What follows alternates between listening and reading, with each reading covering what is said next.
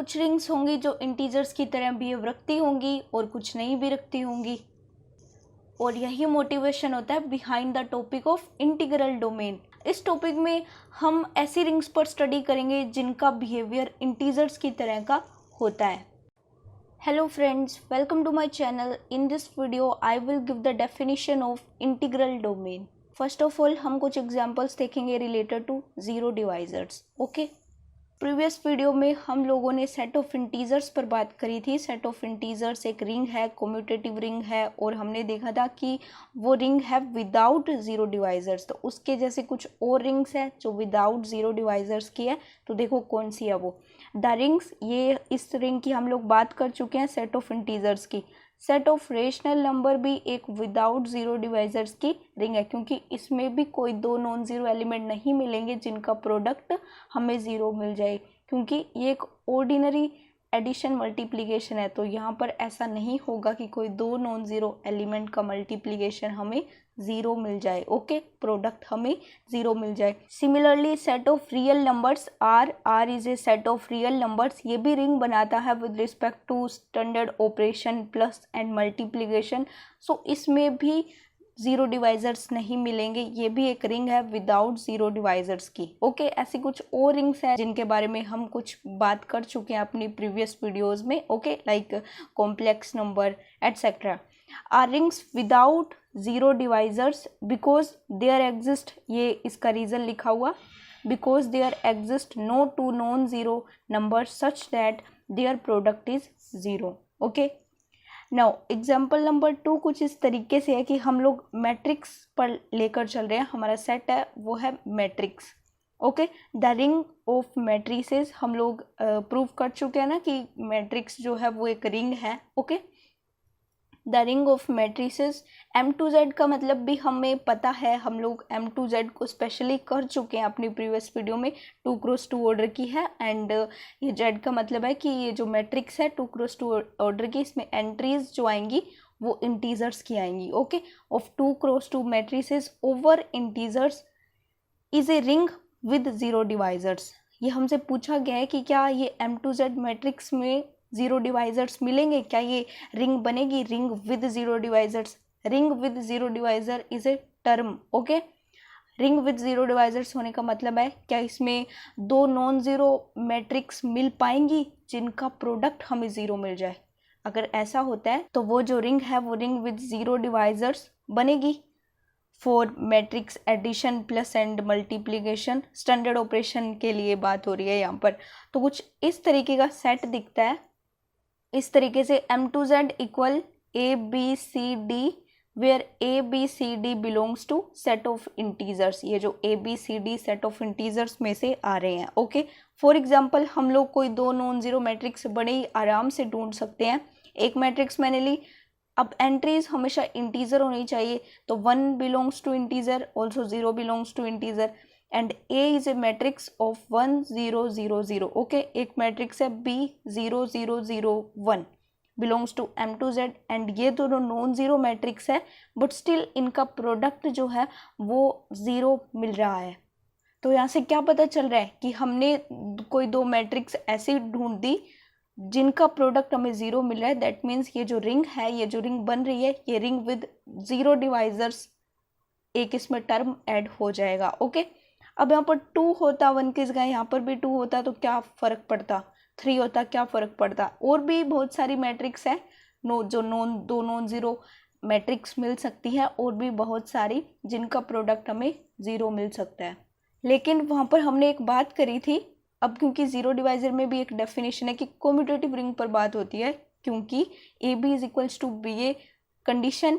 A अगर B का zero divisor है तो B भी A का जीरो डिवाइजर होना चाहिए। ये बात हमने जीरो डिवाइजर में करी थी। तो यहाँ पर आप लोग इसको पहले इसके साथ कर लीजिए, या फिर इन दोनों को जस्ट उल्टा करके मल्टीप्लाई कर दीजिए। उल्टा करने का मतलब है कि इसको पहले लिखो, इसको बाद में, फिर मल्टीप्लाई कर लो। लाइक ये A है, ये B है, AB कर लो, फिर BA कर लो, आंसर आपको जीरो मिलेगा। इनका प्रोडक्ट आपको जीरो ही मिलेगा, चाहे आप A इंटू B कर लीजिए, चाहे आप B इंटू A कर लो। लेकिन जीरो डिवाइजर में जो हाईलाइटेड बात थी, जो इम्पोर्टेंस था, वो था कम्यूटेटिव रिंग का। लेकिन हमने देखा है कि मैट्रिक्स मैट्रिसेस जनरली कोम्यूट नहीं करते। कोम्यूट करने का मतलब है कि विद रिस्पेक्ट टू मल्टीप्लिकेशन कोम्यूट नहीं करते, ओके। लेकिन कुछ ऐसे मैट्रिक्स भी है, कुछ पर्टिकुलर मैट्रिक्स हम ले लें, वो तो कम्यूट कर सकती है, लाइक ये तो कम्यूट कर रही है, तो ये एक एक्सेप्शन है। जनरली मैट्रिक्स कम्यूट नहीं करती, लेकिन मैट्रिक्स के जो सबसेट बनते हैं वो तो कम्यूट कर ही सकते हैं। तो ये कुछ पर्टिकुलर मैट्रिक्स है और ये कम्यूट कर रही है, इसलिए हम कह सकते हैं कि ये रिंग विद जीरो डिवाइजर्स बना रही है। Because the product of two non zero matrices may be a null matrix, okay. now what is integral domain? यहाँ इंटीग्रल वर्ड का मतलब है इंटीजर्स से। बेसिकली हम लोग इंटीजर्स की बात करना चाह रहे हैं यहाँ पे। आइए देखें इसकी definition. A ring R is said, R represent ring, is said to be an integral domain if it satisfies the following conditions. कुछ कंडीशंस है जिनको अगर कोई रिंग सेटिस्फाई कर जाती है तो वो रिंग के साथ साथ उसके अंदर एक स्पेशलिटी आती है इंटीग्रल डोमेन की, राइट। फर्स्ट जो हमारी कंडीशन है वो है R is a commutative ring with unity, okay. R is a commutative ring with unity. Integral domain बनाने के लिए एक कम्यूटेटिव रिंग होनी चाहिए जिसके अंदर यूनिटी हो, ओके। दूसरी कंडीशन है R has no zero divisors. No zero divisor का मतलब है कि किसी रिंग में दो नॉन जीरो एलिमेंट ऐसे ना मिले जिनका प्रोडक्ट ज़ीरो हो जाए। या आप इस तरीके से कह सकते हैं कि दूसरी कंडीशन ये है कि आर के अंदर एक भी ज़ीरो डिवाइजर प्रेजेंट नहीं होना चाहिए। If this two condition holds तब हम बोलेंगे ये इंटीग्रल डोमेन बना रहा है। अच्छा, अभी मैंने बोला कि जो ये इंटीग्रल वर्ड है, ये जो इंटीग्रल वर्ड आप लोग देख रहे हैं, ये लगभग इंटीजर्स के जैसा साउंड करता है, ओके। और जो हमारी डेफिनेशन है R is a commutative ring with unity, R has no zero divisor, तो ये भी लगभग इंटीजर का ही डेफिनेशन है। देखो हमारी डेफिनेशन है R is a commutative ring, okay. हमने कम्यूटेटिव लिया यहाँ पर। Integers are also commutative, integers में यूनिटी भी होती है, यहाँ पर भी यूनिटी वर्ड है। इंटीजर्स में ज़ीरो डिवाइजर नहीं होते, और यहाँ भी कहा गया है कि R has no zero divisors.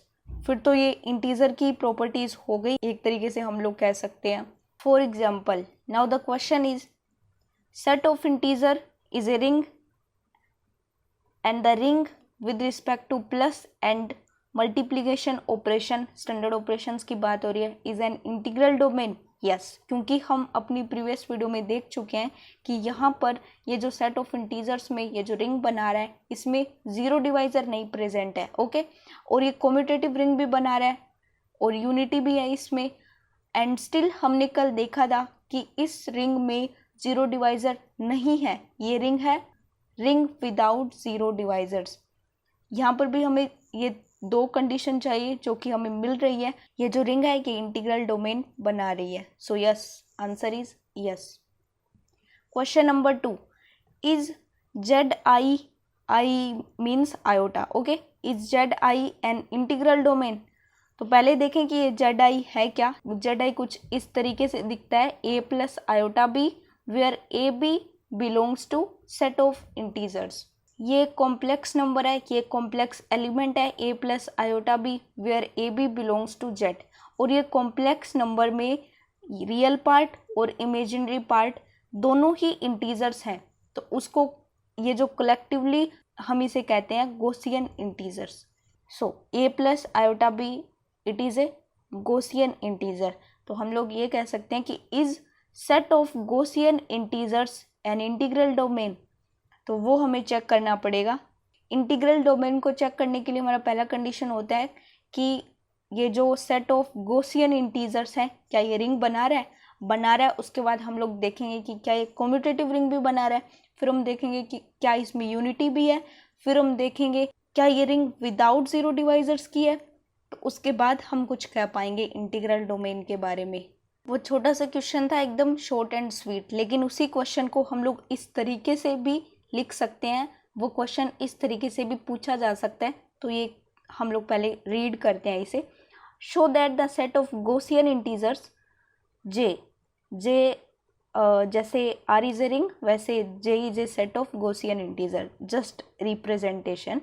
equal a plus iota b where a b belongs to set of integers is a ring with respect to addition and multiplication of complex number. Is it an integral domain? Okay तो हमें पहले ये देखना है कि क्या ये ring बना रहा है. ओके क्लियरली हम लोगों को ये तो पता है कि ये जो सेट ऑफ गॉसियन इंटीजर है ये सबसेट है सेट ऑफ कॉम्प्लेक्स नंबर का, राइट? क्योंकि कॉम्प्लेक्स नंबर में क्या होता है, a b belongs to real number. अब ए बी में रेस्ट्रिक्शन लग गया है कि a b belongs to set of integer. So clearly हम लोग ये कह सकते हैं कि set of Gaussian integer is a subset of complex number, right? हम लोग अभी स्टार्ट करेंगे एडिटिव प्रॉपर्टीज से.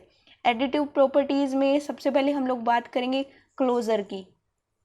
सेट ऑफ गॉसियन इंटीजर्स में हम जनरल एलिमेंट किस तरीके से लेंगे, देखो, for every a1 plus iota b1 and a2 plus iota b2 belongs to j, where a1 b1 a2 b2 belongs to set of integers because ab belongs to set of integers, because ये हमने set of Gaussian integer में से element लिए हैं. तो हमको क्या चाहिए कि अगर ये दो एलिमेंट जे में हैं तो इन दोनों का एडिशन भी जे में हो तो वो क्लोजर होगा, हमारा क्लोजर सेटिस्फाई हो जाएगा. दैट मीन्स हम लोग क्या लिख सकते हैं, इनका एडिशन करके हम लोग रियल पार्ट को रियल पार्ट से ऐड कर देंगे एंड इमेजिनरी पार्ट को इमेजिनरी पार्ट से ऐड कर देंगे. सो रियल पार्ट क्या है हमारा, a1 इधर a2, a1 plus a2 plus या आयोटा कॉमन लेके आपके पास आ सकता है b1 plus b2 and the addition of two integer हमें क्या मिलेगा, इंटीजर ही मिलेगा. Okay so a1 plus a2 belongs to z, b1 plus b2 belongs to z. यहाँ पर क्लोजर सेटिस्फाई हो रहा है. एसोसिएटिविटी में हमें तीन एलिमेंट लेने हैं, तीन जनरल एलिमेंट लेने हैं इस तरीके से, a1 plus iota b1, a2 plus iota b2, a3 plus iota b3 belongs to j. इस तरीके की कुछ कंडीशन होती है एसोसिएटिविटी की. अगर ये सेटिस्फाई हो जाए तो फिर हमारा एसोसिएटिविटी सेटिस्फाई हो जाएगा. तो इसे आप लोग करिएगा खुद, वैसे तो ये सेटिस्फाई होगी बट ये आपका होमवर्क रहा. आइडेंटिटी, एडिटिव आइडेंटिटी की हम लोग बात कर रहे हैं. For every a plus iota b belongs to j there exist e1 plus iota e2 belongs to j such that ये कंडीशन होल्ड हो जाए तो e1 प्लस आयोटा e2 हमारा एडिटिव आइडेंटिटी क्या होगा, 0 प्लस 0 आयोटा. एडिटिव आइडेंटिटी का मतलब क्या है कि किसी एलिमेंट में हम एडिटिव आइडेंटिटी को ऐड कर दें लेकिन उस एलिमेंट में कोई फर्क ना पड़े तो वो 0 ही होगा. तो 0 जो हमारा मोटा 0 था वो रिप्रेजेंट कर रहा है यहाँ पर 0 plus iota 0. Okay, is an additive identity. Inverse के बारे में क्या कहना चाहोगे, for every a plus iota b there exist minus a minus iota b, ताकि इन दोनों का एडिशन हमें एडिटिव आइडेंटिटी मिल जाए. सेट ऑफ कॉम्प्लेक्स नंबर में हम ये बातें बहुत अच्छे से कर चुके हैं, होप यू मुझे दोबारा समझाना ना पड़े. ओके तो ये हमारा इन्वर्स है minus a minus iota b. तो इन्वर्स भी हमारा सेटिस्फाई हो रहा है, एग्जिस्ट कर रहा है. कम्यूटेटिविटी में क्या है कि दो एलिमेंट को इस तरीके से ऐड कर लो या फिर इस तरीके से, आंसर आपको सेम मिलेगा. तो यहाँ पर 5 प्रॉपर्टी सेटिस्फाई हो गई है. तो यहाँ से हम क्या कह सकते हैं, ये जो जेड आई है या फिर जे कह लीजिए, जेड आई पूरा क्वेश्चन डिफाइन कर देता है और जो हमने क्वेश्चन डिफाइन किया उसमें जे बस एक छोटा सा रिप्रेजेंटेशन है. इसलिए आप जेड आई भी लिख सकते हो या फिर अगर आपको इस तरीके से क्वेश्चन पूछा जाए तो फिर आप जो आपको रिप्रेजेंटेशन दिया है वो यूज़ करिए, जो आपको सिंबल दिया है. तो Z I with respect to standard operation addition abelian group बना रहा है और कम्यूटेटिव ग्रुप बना रहा है. पहली कंडीशन हमारी सेटिस्फाई होगी. अब हमें देखना है कि क्या ये with respect to standard operation multiplication same ही ग्रुप बना रहा है, तो वो हम देखेंगे मल्टीप्लिकेटिव प्रॉपर्टीज में. 6th प्रॉपर्टी है closure. For every a1 plus iota b1 a2 plus iota b2, इनका मल्टीप्लिकेशन भी हमें ऑब्वियस बात है जे में ही मिलेगा, बिकॉज ये भी इंटीजर्स में इंटीजर्स का पार्ट है और ये भी इंटीजर्स का पार्ट है. एसोसिएटिविटी में भी कुछ नहीं है, a b c where a is equals to a1 plus iota b1, b is equals to a2 plus iota b2, c is equals to a3 plus iota b3. तो a b into c is equals to a into b c. आप लोग करिएगा, ये proof हो जाएगा, that means associativity भी satisfy हो गई है। तो Z I with respect to standard operation multiplication semi group भी बना रहा है। जो हमारी तीसरी प्रॉपर्टी होती है वो होती है distributivity, addition over multiplication over addition. Now this also satisfy, ये भी ट्रू हो जाएगा। तो हम लोग कह सकते हैं कि हमारी जो 8 प्रॉपर्टीज होती है वो सेटिस्फाई हो गई है। तो कम से कम ये रिंग तो बना रहा है। अब हमें ये तो हो गया कि ये रिंग बना रहा है, अब हमें ये देखना है कि क्या ये कम्यूटेटिव रिंग भी बना रहा है। तो हमें कम्यूटेटिविटी देखनी है with respect to multiplication. A b is equals to b a की अगर कंडीशन सेटिस्फाई हो जाए तो क्या दिक्कत है, कम्यूटेटिव रिंग बन जाएगी ये। सो यस हो रही है, ए बी कर लीजिए या फिर बी ए कर लीजिए, आपको हमेशा कम्यूट करते दिखाई देंगे ये। इसी के साथ यूनिटी भी एग्जिस्ट कर रही है। यूनिटी एग्जिस्ट करने का मतलब है कि इस रिंग में मल्टीप्लिकेटिव आइडेंटिटी एग्जिस्ट कर रही है और वो है 1। इसे आप खुद करिएगा, वैसे हम कॉम्प्लेक्स नंबर में कर चुके हैं तो आप लोग वहाँ से देख सकते हैं, और अगर आपने वो देखा है तो फिर करने की ज़रूरत ही नहीं है।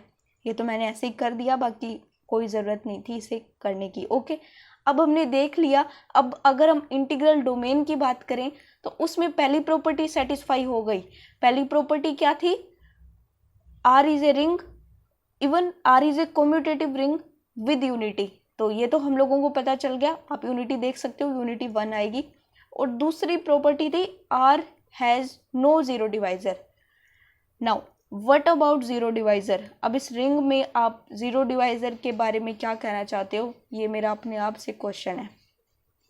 तो हम लोग किस तरीके से एलिमेंट लेंगे, जनरल एलिमेंट लेंगे, a1 plus iota b1, a2 plus iota b2, j से 2 एलिमेंट लेंगे। और अब हम इन दोनों एलिमेंट का प्रोडक्ट लेंगे कुछ इस तरीके से, is equals to 0। a1 plus iota b1 को मैंने अल्फा मान लिया, a2 प्लस आयोटा b2 को मैंने बीटा मान लिया। तो alpha beta is equals to 0 लिखेंगे। तो ये किस तरीके से इंप्लाई करेगा, या तो अल्फा 0 हो जाए या बीटा 0 हो जाए या दोनों ही 0 हो जाए, तो ये कंडीशन सेटिस्फाई हो जाएगी। मतलब मैं कह रही हूँ इंटीग्रल डोमेन में अल्फा बीटा का प्रोडक्ट 0 तभी आएगा ना जब अल्फा को 0 कर दो या बीटा को 0 कर दो। ओके, क्योंकि इनमें से एक को 0 होना पड़ेगा या दोनों ही 0 हो जाए, फिर ही हम इंटीग्रल डोमेन प्रूव कर सकते हैं। और हम अगर इस तरीके से करने लगे कि या फिर ये वाली पॉसिबिलिटी देखें या फिर ये वाली या फिर ये वाली, तो ये तरीका आई थिंक लंबा हो जाएगा। हमें अलग अलग कंडीशंस को देखना पड़ रहा है तो लंबा ही होगा। It will be a little bit longer if I go by this method. क्या कोई ईजियर मेथड एग्जिस्ट कर सकता है? I will try to solve by easier method. आपने कॉम्प्लेक्स नंबर में एक चीज़ देखी होगी, पोलर फॉर्म। अगर मेरे पास कोई कॉम्प्लेक्स नंबर z है, कॉम्प्लेक्स एनालिसिस में हम लोग इस तरीके से पढ़ते हैं कि z is a complex number. Okay, तो ये मेरे पास एक z है और ये कॉम्प्लेक्स नंबर है, तो इसे मैं लिख सकती हूँ r into e to the power iota theta के फॉर्म में।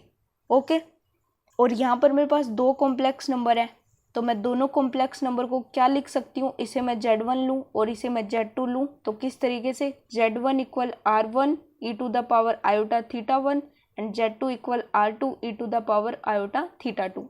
अब मुझे क्या करना है, z1 और z2 का प्रोडक्ट करना है। ओके, मल्टीप्लीकेशन करना है। r1 into iota theta 1, r2 into iota theta 2। तो ये क्या हो जाएगा, r1 r2 e to the power iota theta 1 plus theta 2। और थीटा 1 प्लस थीटा 2 को हमने एक नया फॉर्म दे दिया phi, r1 r2 e to the power iota phi. ये मेरे पास एक प्रोडक्ट आ गया z1 z2 का। ओके, z1 z2 को हम लोग अब इस तरीके से लिख सकते हैं r1 r2 e to the power iota phi. Since z1 not is equals to 0 and z2 not equal to 0, ये दोनों एलिमेंट 0 के इक्वल थोड़ी ना है, तभी इनका प्रोडक्ट हम लोग 0 लाना चाह रहे हैं। ये दोनों नॉन जीरो एलिमेंट है। ओके, इनका प्रोडक्ट हम लोग 0 लाना चाह रहे हैं, आ गया तो फिर रिंग विद 0 डिवाइजर्स हो जाएगा। लेकिन अगर नहीं आया इनका प्रोडक्ट 0 तो फिर वो रिंग विदाउट 0 डिवाइजर्स हो जाएगा, क्योंकि दो नॉन जीरो एलिमेंट का प्रोडक्ट अगर हमें 0 नहीं मिलता है तो उस रिंग में 0 डिवाइजर एग्जिस्ट ही नहीं करते, यही कहेंगे हम लोग। तो z1 नॉट इक्वल 0 है, z2 नॉट इक्वल 0 है, तो ये इम्प्लाई क्या करेगा, r1 भी 0 नहीं हो सकता, r2 भी 0 नहीं हो सकता। तो ये दोनों कभी ज़ीरो नहीं हो सकते, ये नॉट इक्वल टू ज़ीरो है। अब हम लोग देखेंगे कि e to the power iota phi को हम लोग इसके बारे में हम लोग क्या कह सकते हैं। e to the power iota phi, इसका मतलब होता है cos phi plus iota sine phi. Okay, हमें पता है कि e to the power iota phi का एब्सोल्यूट वैल्यू 1 होता है। चलो देखो 1 कैसे होता है। Alpha plus iota beta, cos phi plus iota sine को मैंने लेट कर लिया कि ये है alpha plus iota beta, where alpha is equals to cos phi and beta is equals to sine phi. So alpha plus iota beta का mod हम लोग कॉम्प्लेक्स नंबर में कैसे फाइंड आउट करते हैं, square root of alpha square plus beta square से। Cos phi plus iota sine phi कुछ इस तरीके का एलिमेंट दिख रहा है अल्फा प्लस आयोटा बीटा का, तो यहाँ पर अल्फा क्या है कोस फाई एंड बीटा क्या है साइन फाई। ओके, तो यहाँ पर हम पुट कर सकते हैं अल्फा स्क्वायर यानी cos square phi and beta square यानी sine square phi, and cos square phi plus sine square phi क्या होता है 1। तो e iota phi e to the power iota phi का एब्सोल्यूट वैल्यू हमें मिल गया 1। यहाँ से हमें पता लग रहा है कि e to the power iota phi भी जीरो के इक्वल नहीं हो सकता। दैट मीन्स R1 R2 भी जीरो के इक्वल नहीं है, e to the power iota phi भी जीरो के इक्वल नहीं है, तो इन दोनों का प्रोडक्ट तो कैसे ही जीरो आ जाएगा, तो जीरो नहीं आएगा। Z1 is a non zero element and Z2 is a non zero element, but still in दोनों का प्रोडक्ट जीरो नहीं आया, इन दोनों का प्रोडक्ट नॉन जीरो आएगा। ओके, यहाँ से हमें क्या पता लगा, J is a ring without zero divisor since the product of two non-zero complex number can never be zero, therefore J is without zero divisors. All conditions of an integral domain are satisfied. पहली condition थी R is a commutative ring with unity, and second condition थी R has no zero divisors. Therefore J is a ring with respect to standard operation plus and multiplication is an integral domain. That is it for today. See you in the next video. Thanks for watching. Bye.